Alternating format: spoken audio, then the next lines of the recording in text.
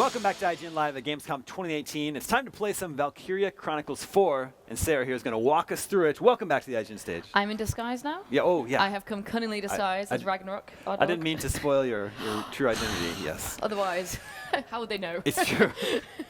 So we're going to pull up some gameplay here, and Valkyria Chronicles 4, obviously, is the fourth entry in this tactical RPG series. Yes. First one was on PlayStation 3. 2 was on PSP, and then 3 was also on PSP, but only in Japan. So it's a little interesting case. Yeah, it's really exciting to bring it to, obviously, the PS4, but this is the first time it will be on the Nintendo Switch as well. Yeah, which is very cool. It's coming to everything. Everything. Yeah, every possible way you can play it. Yeah, that's you awesome. Can play it. Yeah. But sort of give us the primer on like what Valkyria Chronicles is. Like I said, tactical RPG. Yeah, so if you've never played a Valkyria game before, what you're going to be able to experience is three really cool things. One, our art style, which is the canvas engine, because it looks like watercolor and paint, and it's been beautifully increased over the years to be even more detailed. We've got a character-driven game. So even though all the characters in the Valkyria series are facing this incredible war between the armies in Galea, they're actually dealing with a lot of their own personal troubles. So as you play through, the characters will change, their relationships will change. And as he jumps through the menu, you'll be able to see the way the characters interact with each other will change. Like, you and me could be in the battlefield one day, we're getting on really well the next day. I think we would. Yeah, I think we'd be fine. Yeah, you let me die, you let me get shot. Then suddenly I changed to not liking you. I mean, you couldn't play me in the same squad with each other. Can't fault you for that. I mean, yeah, it's your fault, really. So here we're sort of getting ready for our battle here. Yes. So before you go into each battle, you're able to pick the people you want on your squad.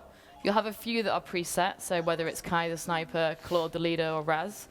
But a lot of them are people that you can choose to play with every single time. So if you wanted to, you could have the same 6 to 10 people every single skirmish you go into. So they'd all get very close, they'd level up a lot, but you'd be missing out on all these other characters.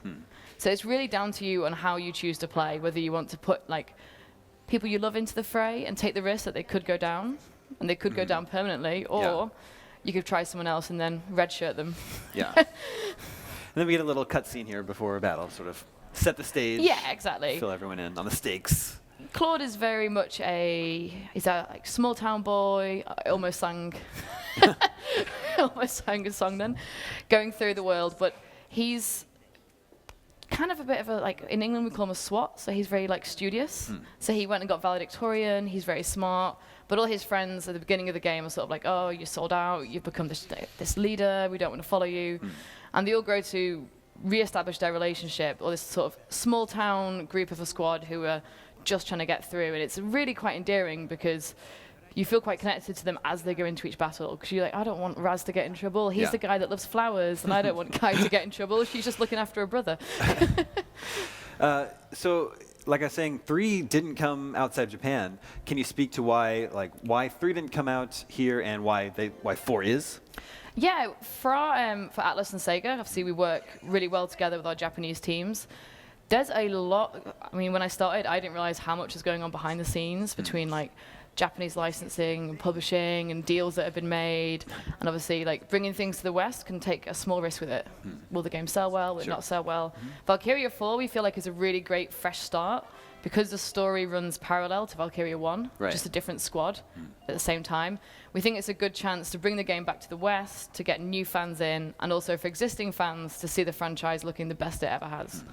You say it's running parallel to the story in the first Chronicles. Yes. So what is that story? What's the sort of Cliff Notes version? Cliff Notes is there's a lot of really bad guys. Oh, well, okay. There's a lot of really good guys.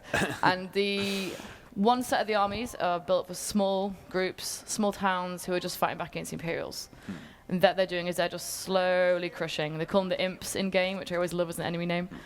And as you go through Valkyria 1, as you go through Valkyria 4, you'll see the more damage they do to these small towns, the more everyone uprises.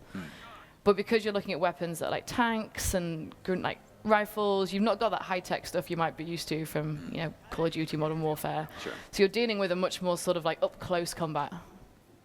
Are the weapons supposed to be more realistic? You're going for realism here? I think they're grounded in realism. Okay. So you can see right now we're doing a map that's set at night and it's raining. If you've got a sniper in this map, it's realistic in the sense that she can't see that person over there. So you need to move her closer and take the risk of getting her in. And if you've got somebody who's say, a shock trooper, they can run up really close to their rifle and get them. So the behavior of the guns is very grounded in reality. And what would you say the name of the graphical engine is? Canvas engine. The Canvas engines, yes. Obviously, it's a very striking visual style. Oh, absolutely. Yeah. And it looks so, I mean, I'm biased, obviously. I think it looks great.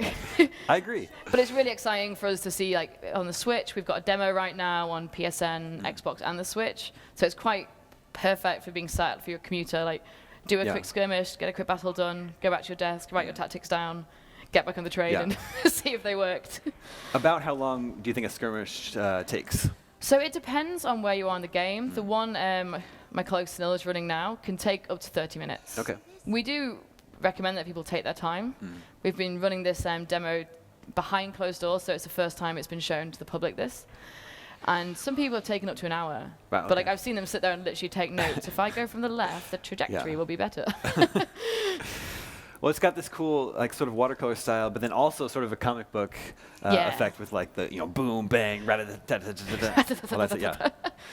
Yeah, the mix of the engine we use means that we can have that sort of like Japanese flair, where you have that sort of like you say, anime manga feel, but also have that really unique art style, the watercolor that appeals to a very Western audience.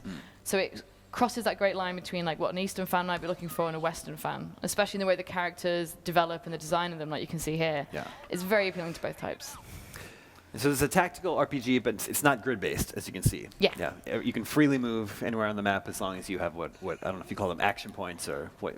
Yeah, your you have your. terminology is. You can see at the top when he was there. Then you have your CP and you have your AP. Gotcha. CP means it's your combat points, how much you can move. So you can, for example, if you're in a good position, run forward, shoot an enemy, but you've used one turn. But you can go back to that same character and use them again, but you just use another CP. I see. Your AP essentially is like your stamina, how far you can run, how far you go. So it encourages players to be incredibly tactical because we see a lot of the time you're like, oh, I can kind of reach the enemy if I just use this. But when you get to that point, you've run out of energy to run away, so the enemy just comes up and muddles you. Right. And then the actual attacking is done manually. Yes. Right? You actually have to aim and fire. Aim and fire, which is especially challenging in maps like this and later in the game when you've got high wind levels, you have levels that have got fog and snow. Being able to like get your shot in is even more important. The wind can affect slightly how your snipers and scouts are doing. And it's a really new feature of VC4, how much the weather impacts the gameplay. Really? And then is the weather sort of randomized, or are certain maps going to showcase weather? Okay. Yeah, as the story progresses and the further they progress in their campaign to push back the enemy, they go to new regions. And as such, a lot of the weather changes. The more north you go, the snowier it is. Gotcha.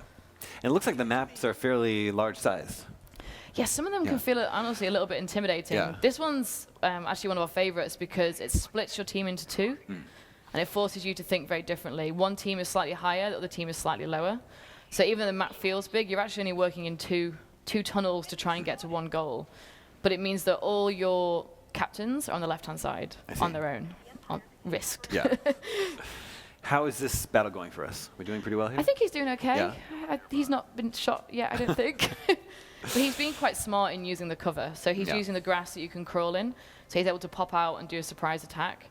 If he'd used a scout here, he would have had a few different tactical advantages. So if a scout sees somebody crawling in the grass, they can see them before anyone else because they've got better vision. But also they can be seen before anyone else. I see. So a lot of the benefits the different classes have mean you have to weigh up, okay, I get these great benefits, but also I'm facing a lot of challenges the enemy has the advantage with. So this is running parallel to the story of the original game, right? Are there any returning characters? Any like familiar faces? There's so much I can't say. Oh, okay. But definitely, if you've played the first game, you're going to recognize a lot of the events that take place. So you'll see that Squad E are trying to help with some of the situations that unfold in 1. Okay. Whether they're successful or not, you'll see. But because Squad E is sort of considered, I don't want to say ragtag, but sort of like the Breakfast Club group. Okay. Like they're all different people. They've come together in this situation. And they're really doing all they can to push forward to help with the events of VC1. I see. And this should feel pretty familiar to anyone who played VC1 on PS3, is that right? Yes, absolutely. I think if you've played it before, you're going to feel like right back at home. But you're going to see a lot of the differences we've made to character progression, the way your characters level up. A lot of the character development, I think, has been really improved on. I think some of the feedback we got in the first one was, oh, the characters are great, but I'd love to know more. I see. So Mikami-san, who's worked on the titles, really worked on getting fully rounded character, so you care what happens to your squad. I think you don't want a group of red shirts. You want to feel like it matters every single time. Sure.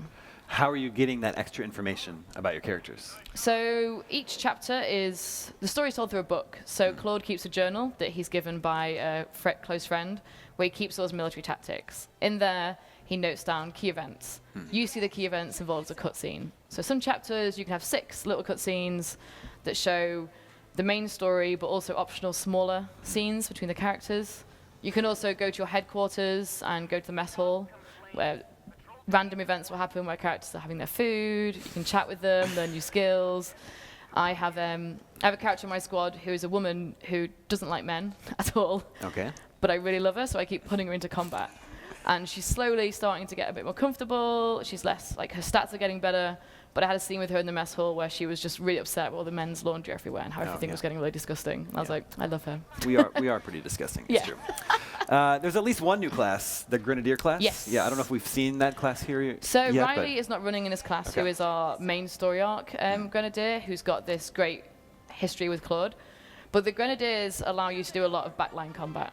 So you can stay at the back, they've got bigger range. And because the Hafen, our tank, is so prominent, it means the enemy have a lot more tanks. And Grenadiers are able to clear large numbers of enemies and also get a real hit on those tanks, so you're not sending in a lot of troops to get hit.